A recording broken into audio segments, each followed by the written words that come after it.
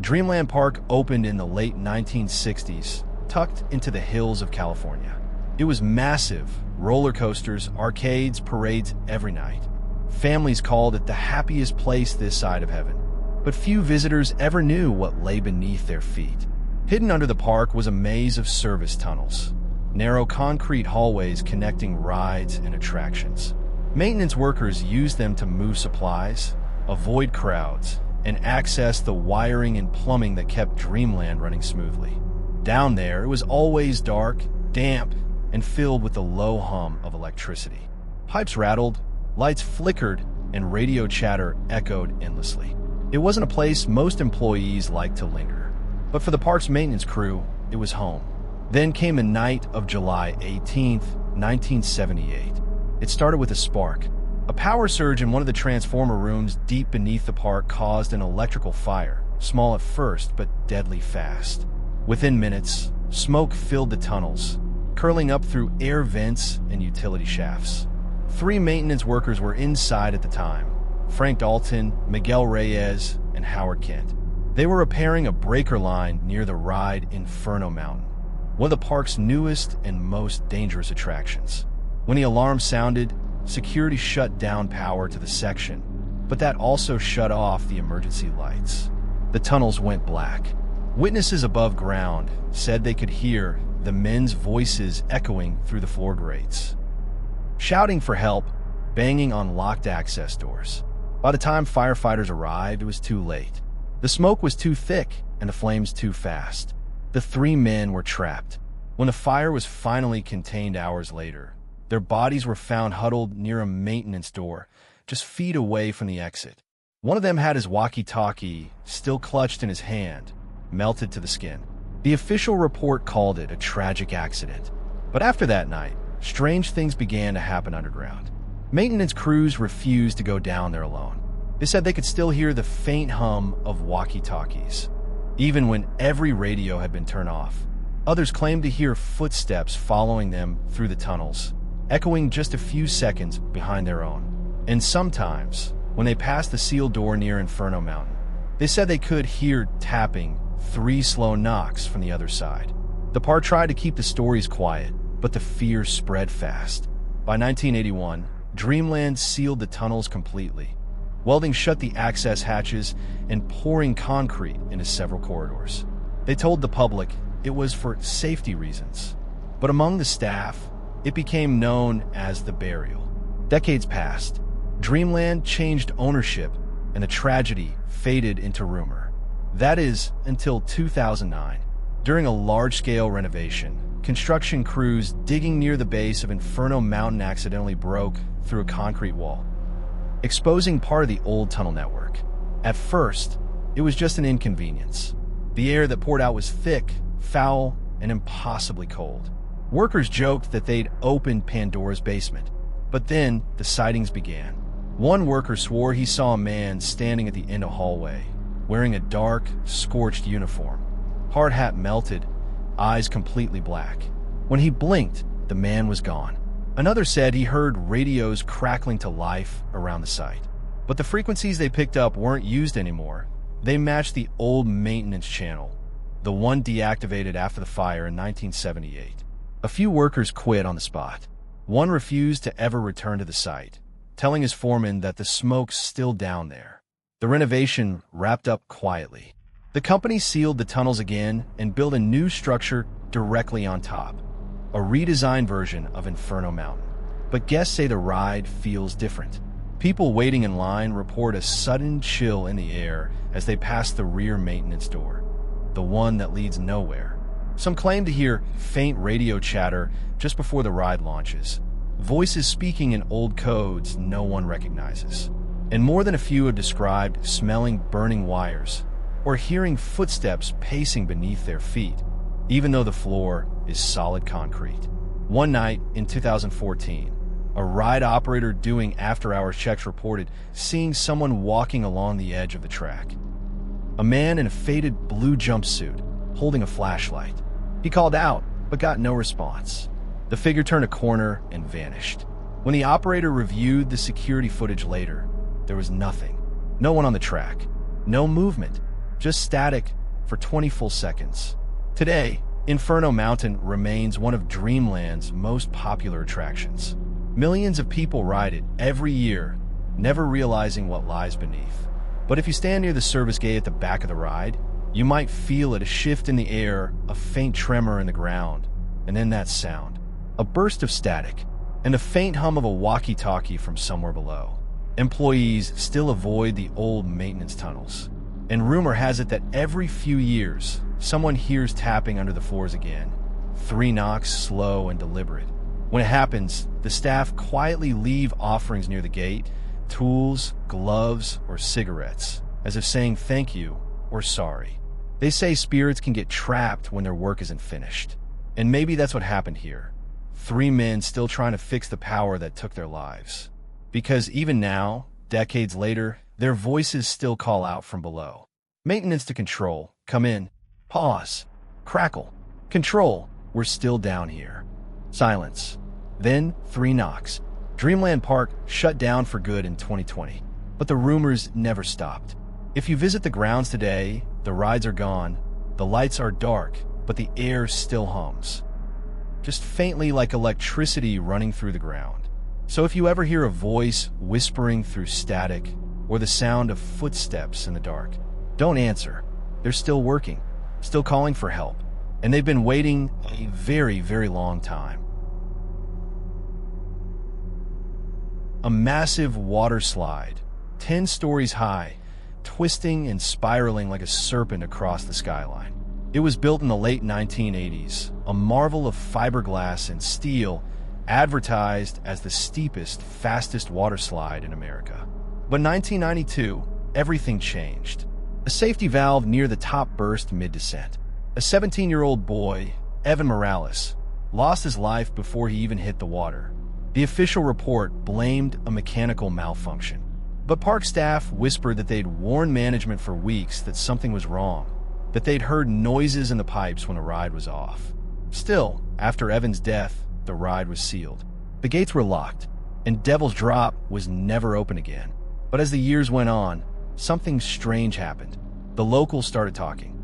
At night, when the wind blew through the empty park, people said they could hear it, the sound of rushing water, even though the pipes had been dry for decades. Teenagers would sneak in for dares, climbing the rusted stairs with flashlights and shaky cameras. Some just wanted proof they made it to the top. Others wanted to test the legend. And the legend said, if you climbed Devil's Drop after midnight, you'd hear the slide come alive again. You'd hear it filling with water. And if you listened closely, you'd hear someone whisper, "Don't jump." One of those teenagers was Ryan Tiller, a local thrill-seeker obsessed with urban exploration. In 2015, he uploaded a post on an abandoned park forum, bragging that he'd found a way through the fence. He promised to climb Devil's Drop alone at night and film the whole thing for his channel. He never uploaded the video, but police later found his phone wedged between the railings near the top platform. The video was still on it, though parts were corrupted. Here's what they saw. The footage begins with Ryan's flashlight beam cutting through thick humidity.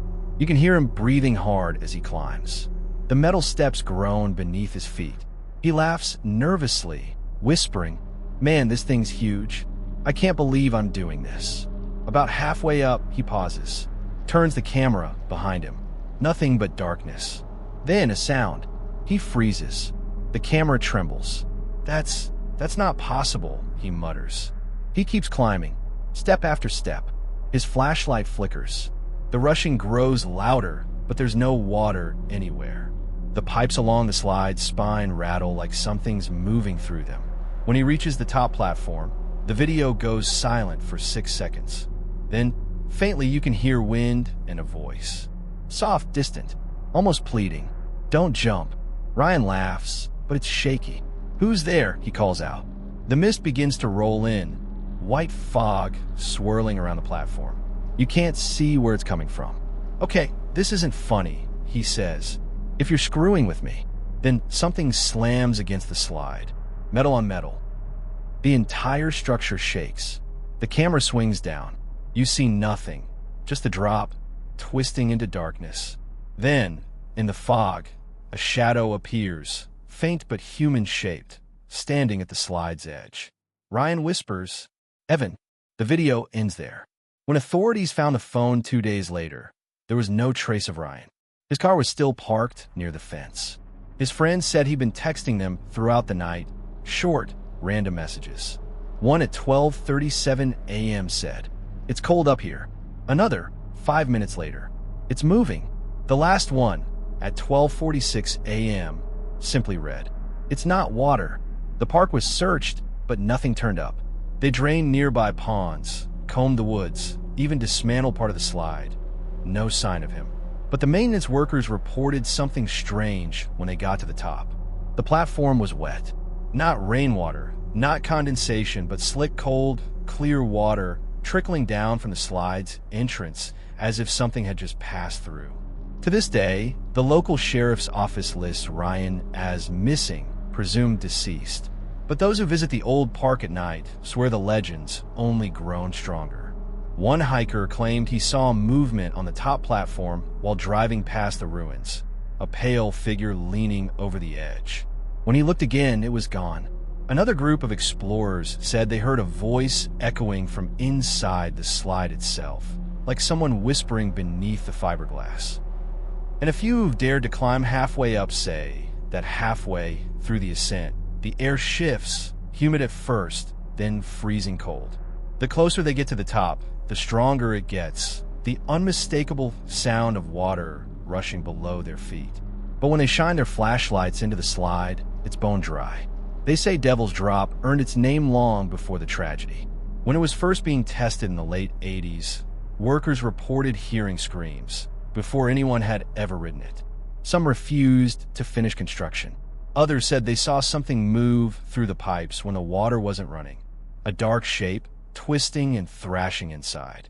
The foreman at the time dismissed it as shadows. But one entry from his old project log, found years later in storage, said this: "Water lines rattle at night. Can hear it running even when off. Told them it's just pressure, but sometimes it sounds like a voice, like it's crying." After Ryan's disappearance, the city finally demolished parts of the park. But Devil's Drop still stands. Its faded red paint streaked with rust, its steel stairs eaten by time. The fence around it is taller now, but people still come. They bring cameras, recorders, curiosity. Most leave with nothing but mosquito bites and stories. But a few say they captured something else. Low voices caught on tape. Water running where there's none. A whisper through the static. And sometimes, when lightning flashes over the park at night, those watching from the road claim they can see it, a figure standing at the top of the slide, silhouetted against the sky. Still, silent, waiting. Some say the park was cursed. Others say it's just the ghosts of memory, trapped in steel and fiberglass. But if you ever find yourself driving through Central Florida and you see the old sign for Sunworld Adventures, turn around. Because even now, if the air is heavy enough, you might hear it. The rush of water that isn't there. And the voice of a boy whispering from the top of Devil's Drop, "Don't jump." In its prime, Lakewood Amusements was a jewel on the lake. Roller coasters, cotton candy, laughter echoing through the trees. But the park's heart was its carousel. Built in 1903 and restored by its owner, Henry Caldwell, it was a masterpiece. Dozens of hand-carved horses frozen mid-gallop. And at the center stood one horse unlike any other, Starlight. A white stallion trimmed in gold, with eyes made of polished glass. Henry's daughter, Clara, loved that horse more than anything. Every night, before the park closed, she begged for one last ride. On a warm July night in 1967, fireworks had just ended. The crowd was gone. The air was thick with smoke and the faint smell of burnt sugar. Henry was in his office, counting receipts. Clara stayed behind, near the carousel, chasing fireflies under the dim bulbs. When Henry returned to find her, she was gone. They searched all night. At dawn, they found her lying beside Starlight. No injuries, no explanation, just gone. The death was ruled inconclusive, but those who worked there said something changed that night. The air felt heavier. The laughter that once filled the park seemed to die with her. The first to notice were the night guards. They said the carousel music started playing long after closing, slow, warped, and off-key. Others swore they saw the lights flicker, the ride turning, even though the power had been cut. One guard, Reggie, claimed that as he passed the ride, Starlight's head moved, turning ever so slightly toward him. He froze. Then he heard it. Faint, distant child's laughter. He quit that same night. Word spread. Locals started calling it the Laughing Carousel. Teenagers dared each other to sneak in after hours. Some left coins on the platform for Clara. Many said if you looked into Starlight's eyes, you wouldn't see your own reflection, but a little girl's face staring back. Others felt the horse tremble when touched like something alive beneath the paint. And a few swore they saw Clara herself, drifting between the carousel lights, barefoot, her dress glowing faintly in the dark. Whispered voice, female childlike. "Want to ride again?" Henry Caldwell never recovered. He stopped talking to his staff, spent his nights sitting alone near the carousel. Sometimes they heard him whispering to it, apologizing, begging. He died in 1973. Heart failure, they said, but some believed he'd never truly left the park. After that, Lakewood Amusements fell apart. Visitors stopped coming. The laughter was gone. By 1978, the gates were locked for good. Everything decayed, except the carousel. Its paint never chipped. The gold trim never dulled. And Starlight looked as new as the day Clara rode it. When city workers inspected the park years later, they found a small wooden box under the carousel's platform. Inside were three things: a ribbon, a silver locket, and a faded photograph, Clara smiling on Starlight. On the back, in her father's handwriting, were the words, "For my little girl, may she always ride." In 1999, a local TV crew filmed a documentary about abandoned parks. During editing, one frame caught their attention. A small figure sitting atop Starlight, head bowed. The next frame? Gone. In 2007, ghost hunters recorded the carousel's song playing in the distance. But the ride had been disconnected for over 20 years. One EVP recording captured a whisper. Child voice, faint, "Want to ride again?" Even as recently as 2021, a photographer reported something strange. Her camera kept malfunctioning near Starlight. When she checked her photos later, the horse's glass eyes reflected not her, but a smiling little girl standing behind her. Some believe Henry made a desperate wish the night Clara died, that her spirit would never leave her beloved carousel. Others think the carousel absorbed the emotions of generations of joy and grief and became something else entirely. Attempts to dismantle it have failed. Cranes break down. Workers quit. The city finally gave up, leaving it fenced off and forgotten. And still, through rain, snow, and decades of decay, Starlight gleams untouched. In 2015, Tom Harlan, grandson of the original ride operator, broke into the park one night. He said the silence was unbearable, the air thick and cold. He stood before Starlight and whispered, "You can rest now, Clara."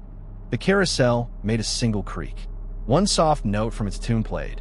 Then the light above him flickered once, golden and warm. Tom left in tears. He swore he'd seen peace, just for a moment. Today, Lakewood Amusements is just a memory. The midway's overgrown. The Ferris wheel leans toward the water like it's bowing to time. But on some nights, locals say they still hear it. The carousel music drifting across the lake. The laughter of a little girl carried on the wind. And if you ever wander too close, look carefully through the trees. You might see a faint glow of gold and white, slowly turning, forever waiting for one last ride. Carousel song fades out. Final whisper, "Want to ride again?"